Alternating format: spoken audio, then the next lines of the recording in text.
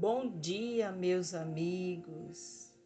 Mais uma vez estamos aqui diante do Senhor para mais um Evangelho segundo o Espiritismo. Que a paz do Senhor Jesus nos envolva e nos ampare neste nosso encontro. Meus amigos, a mensagem do livro Otimismo Todo Dia de Lorival Lopes é a de número 264, que diz o seguinte: creia uma fé forte, tudo caminha obediente à sua crença. Creia no movimento da vida, na sua capacidade de resolver problemas e não se abale diante da crise. A sua fé precisa dos pensamentos positivos. Se você dispor a melhorar, melhorará. Orando, terá paz.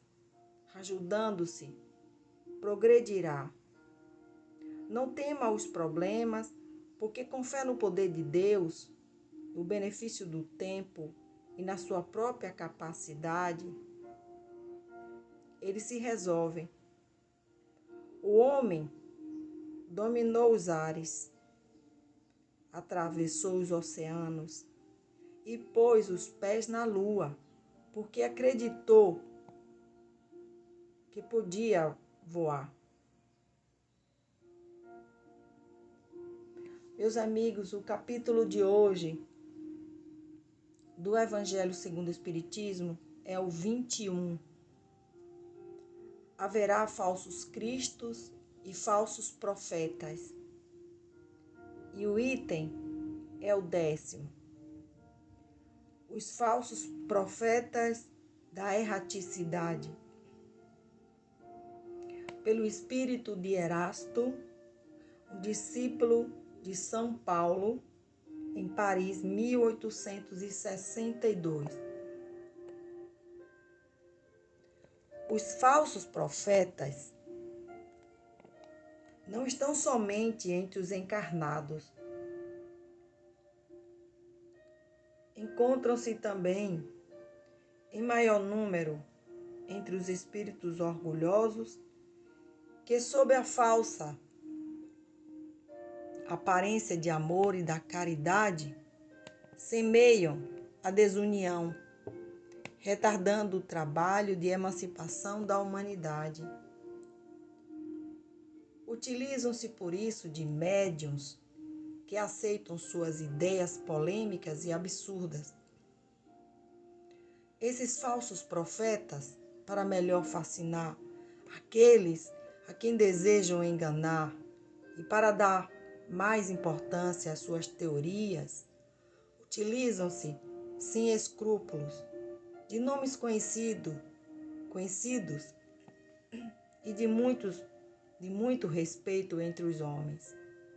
São eles que semeiam a discórdia entre os grupos, que os levam a isolar-se uns dos outros e a olharem-se com desconfiança. Apenas a desarmonia que geram nesses grupos bastaria para desmascará-los, pois agindo dessa forma, eles mesmos desmentem o que dizem ser. Cegos são os homens que se deixam enganar por eles de maneira tão grosseira. Existem vários outros meios de se reconhecer os falsos profetas. Os espíritos do nível ao qual eles dizem pertencer devem ser não somente muito bons, mas altamente racionais. Pois bem, passem as ideias desses espíritos pelo crivo da razão e do bom senso e verão o que restará.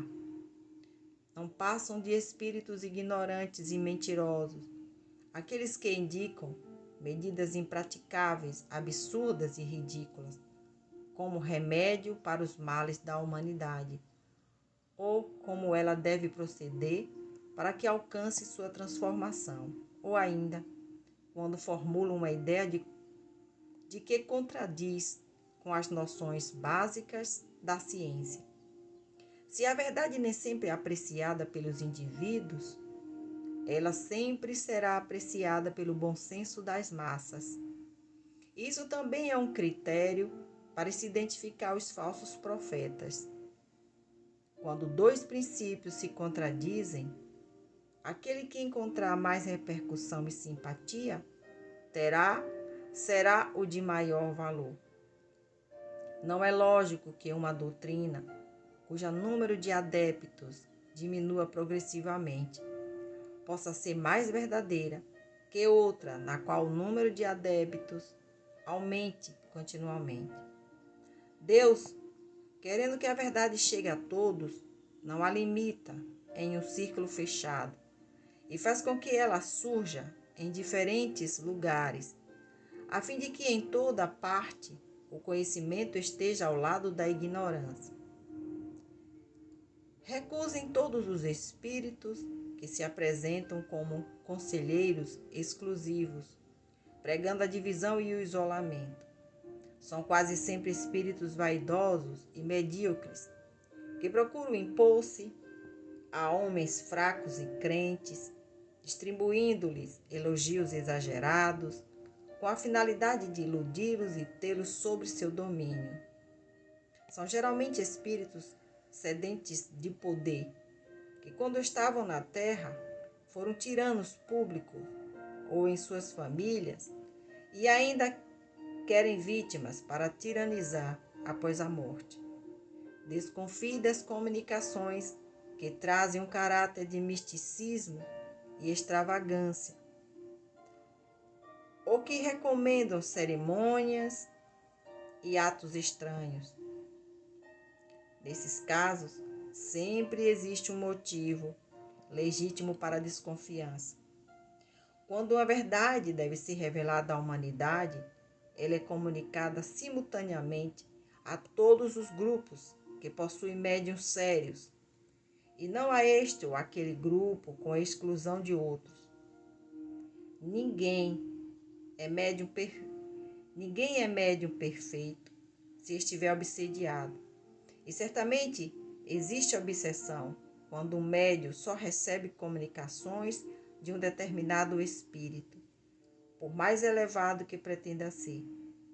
Todo médium e todo grupo que acreditar ser privilegiado por comunicações que só eles podem receber e que sujeitam a superstições estão certamente sobre a ação de uma obsessão bem caracterizada. Ainda mais quando o espírito dominador usa um nome que todos, encarnados e desencarnados, devem honrar e respeitar, e não permitir que ele seja, a todo instante, exposto ao de ridículo. Fica fácil rejeitar as coisas absurdas e erradas quando todas as comunicações dos espíritos são submetidas ao crivo da razão e da lógica. Um médium pode sofrer obsessão, um grupo pode ser enganado, mas o controle severo de outros grupos que possuem dirigentes com elevada autoridade moral pode pôr o fim a essas fraudes. As comunicações marcadas pela autenticidade e pela lógica, trazidas pelos espíritos esclarecidos e recebidos por médiuns sérios, rapidamente irão desmascarar esses ditados mentirosos, procedentes de espíritos mistificadores e maus. Que assim seja.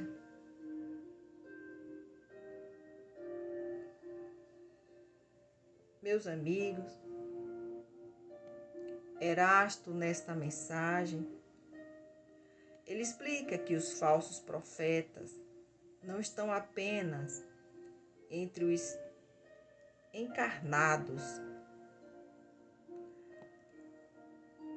e que eles vivem também no mundo espiritual, na erraticidade, formando grandes grupos e tentando impedir a nossa melhora aqui na terra. Por isso que Jesus, ele dizia: vigiai e orai para não cairdes em tentação. Então, vamos orar, vamos vigiar.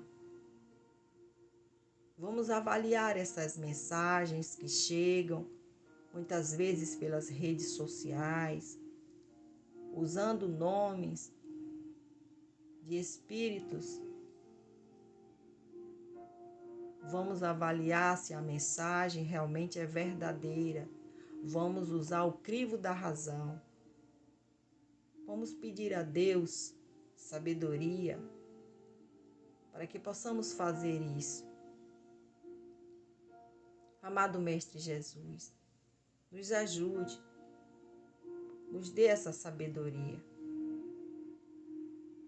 para que a gente possa, Senhor, se alimentar da verdadeira palavra, dos verdadeiros ensinamentos, dos bons espíritos que estão sempre aqui a nos esclarecer e nos guiar.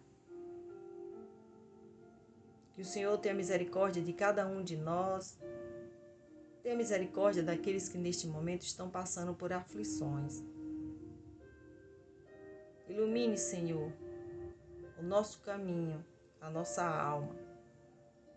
Te entregamos em Tuas mãos, nossa vida, nossa família, nosso trabalho. Te entregamos nossos problemas, nossas alegrias e tristezas. Este dia de hoje, que o Senhor possa abençoá-los. Tem misericórdia do nosso planeta, do nosso presidente, de todos os políticos. Meus amigos, a reflexão final de hoje diz o seguinte: não tente adivinhar o que as pessoas pensam a seu respeito. Faça a sua parte. Se doe sem medo. O que importa mesmo é o que você é, mesmo que as outras pessoas não se importem. Atitudes simples podem melhorar a sua vida. Não julgue para não ser julgado. Um covarde é incapaz de demonstrar amor. Isso é privilégio dos corajosos. Que Jesus nos abençoe. Tenham todos um bom dia.